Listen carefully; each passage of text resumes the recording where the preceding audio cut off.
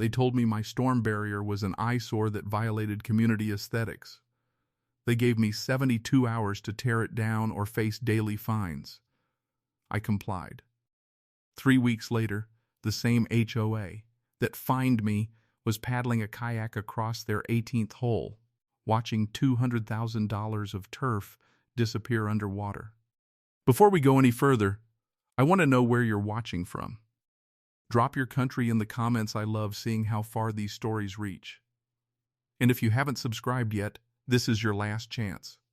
Hit that subscribe button now, because the next story only gets crazier from here. My name's Marcus, and I've lived in Cedar Ridge Estates for 6 years. It's the kind of neighborhood with manicured lawns, a community newsletter, and an HOA board that treats fence height like federal law. My house backs up to a drainage easement that floods almost every hurricane season. 2 years ago, after water crept up to my back door during a Category 2, I spent $11,000 installing a professional-grade flood barrier system, aluminum panels, sealed tracks, the works. It wasn't pretty, but it worked. During the next storm, my house stayed bone dry while 3 of my neighbors gutted their flooded garages. You'd think that would earn some respect. Instead, it earned me a certified letter. Apparently, my barrier did not conform to the architectural guidelines outlined in Section 14, subsection C of our HOA bylaws, never mind that it was only visible during actual storms. Never mind that it had already saved my home once. The board wanted it gone, and they wanted it gone before hurricane season peaked. I laughed when I first read the letter. I genuinely thought it was a mistake. It wasn't. And that laugh would come back to haunt me because I had no idea what I was actually dealing with. I called the HOA office. I emailed the board president, a man named Gregory Aldrich, who ran that community like his personal kingdom. I even offered to paint the barrier to match my house trim. Gregory wasn't interested in compromise. He was interested in control. Rules are rules, Marcus, he told me over the phone, in that tone people use when they've never once been inconvenienced by their own decisions. If we let you keep an unapproved structure, everyone will want one. I pointed out that everyone should want one. We lived in a flood zone. He didn't care. The board didn't care. What they cared about was that my barrier was visible from the 7th fairway of their prized 18-hole golf course, and apparently it detracted from the resort aesthetic they were marketing to new buyers. That's when it hit me. This was never about safety codes or bylaws. It was about a golf course view. I pushed back. I brought data. I brought insurance claim numbers from my neighbor's flood damage. I even brought a letter from a structural engineer confirming the barrier was code compliant and professionally installed. None of it mattered. The board voted 4-1. I had 72 hours to remove the barrier or face a $500 per day fine that would compound weekly. I remember staring at that letter, feeling something between fury and disbelief. But there was one detail buried in the fine print that I almost missed, and it would matter more than anyone on that board could have imagined. See, 3 months earlier, at a community meeting nobody really paid attention to, our county's floodplain coordinator had stood up and warned the board about something specific. She'd flagged our neighborhood's aging drainage system, specifically the culvert that ran directly beneath the golf course's back 9. She said if it ever failed during a major storm, water wouldn't just pool, it would redirect straight toward the lowest elevation point in the entire community. Nobody asked where that lowest point was. I did. Out of curiosity, months earlier I'd pulled the county elevation maps for my own flood mitigation planning. The lowest point in Cedar Ridge Estates wasn't my backyard. It was the golf course. I filed that fact away and said nothing. I had no idea how soon I'd need it. I took the barrier down myself to avoid the fines. Every bolt I unscrewed felt like handing over my own safety net. My wife thought I was being paranoid, keeping the panels stacked in the garage instead of selling them. I told her, just in case. Gregory sent a smug follow-up email thanking me for respecting community standards. He CC'd the entire board, like it was some kind of victory lap. Meanwhile, the National Hurricane Center had already started tracking a tropical disturbance forming off the coast. Nothing confirmed yet. Nothing urgent. Just a small swirl on a radar map that most people scrolled right past. I wasn't most people. I'd lived through enough storm seasons to know how fast small swirl turns into mandatory evacuation.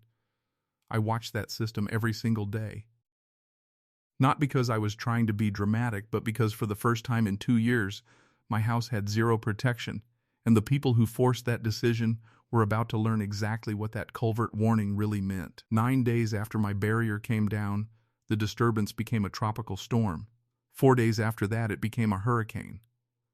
The HOA sent out their standard seasonal email, secure patio furniture, trim your trees, and I'm not making this up, please ensure landscaping remains presentable for the golf course's upcoming member tournament.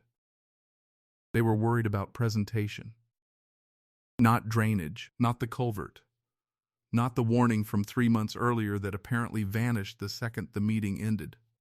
I reinstalled my barrier the night before landfall, fines be damned. If they wanted to find me during a hurricane, they could try collecting it from underwater. I had a feeling, and I wasn't wrong.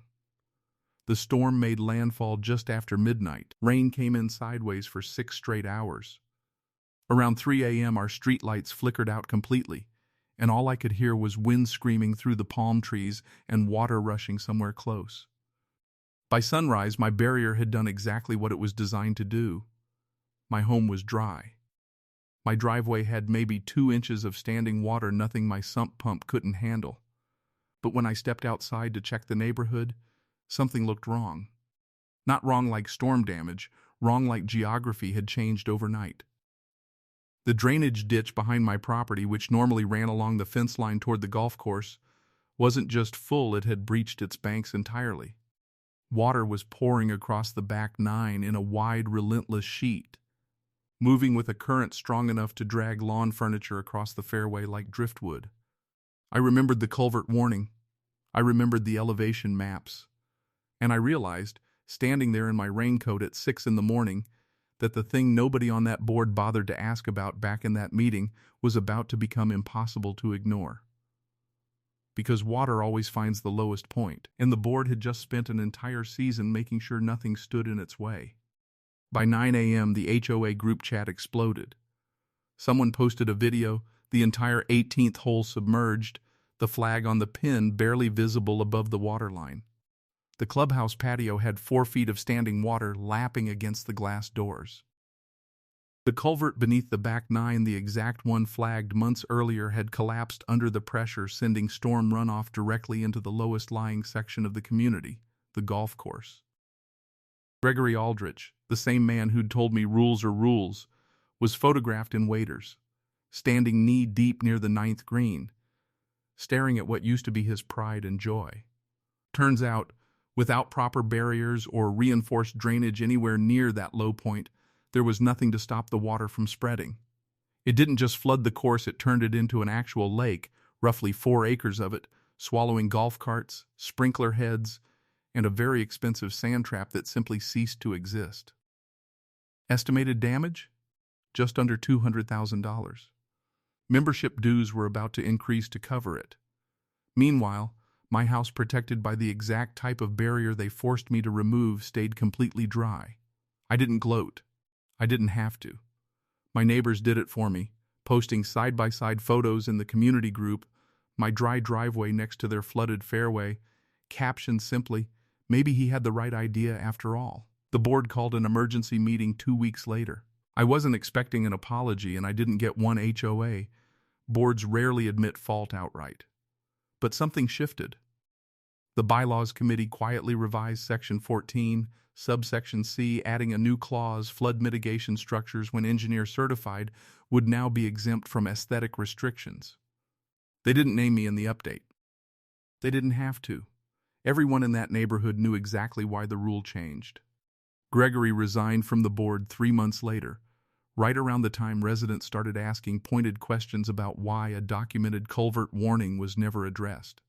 I heard he sold his house not long after, ironically, to a buyer who immediately asked about flood barrier policies before signing anything. My barrier still stands today. Nobody's sent me a letter about it since. Sometimes the best vindication isn't an apology. It's watching the people who mocked your caution scramble through waist-deep water while your living room stays exactly as dry as you built it to be. But this wasn't the only time an HOA learned that lesson the hard way. In my next story, one board didn't just flood a golf course, they towed the wrong car from the wrong driveway, belonging to the wrong retired judge. And what happened afterward got the entire HOA dissolved by court order. If you think this story was wild, subscribe now, because that one is even harder to believe.